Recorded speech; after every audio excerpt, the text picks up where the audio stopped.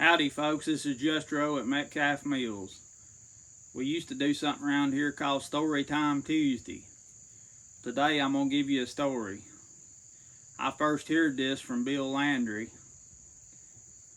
And it takes place way back over in the Smoky Mountains. Back in the olden days when they had horse and wagon. It goes, a man named Otis Dixon. He lived over on an old mountain farm. And one morning he come out to go to the barn to milk his cow. And it was a dark, cold, dreary day. The sky was dark gray. It was drizzling the rain. It was foggy. It had been like that for a day or two. He come out, went to the barn, milked his cow. Come back out and started towards the house, and he looked out over the meadow and he seen a figure coming through the fog, walking out across the meadow. Coming right towards him. He stood there and watched it, and the closer it got, he finally realized that it was a woman. He said she had an old dark gray dress on, just looked real faded looking.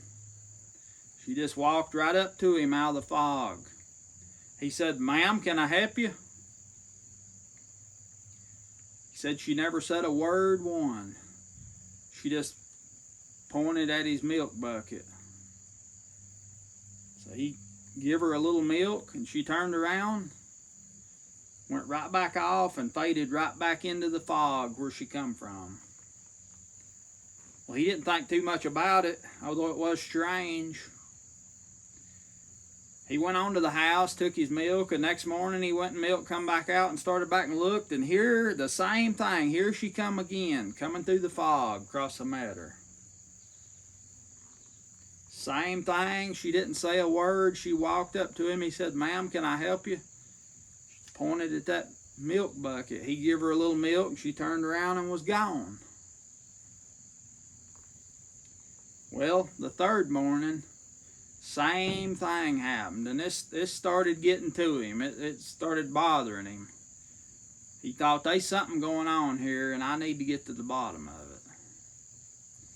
So she come up to him, pointed at his milk bucket. That morning, he just handed her bucket and all. She got it, turned around.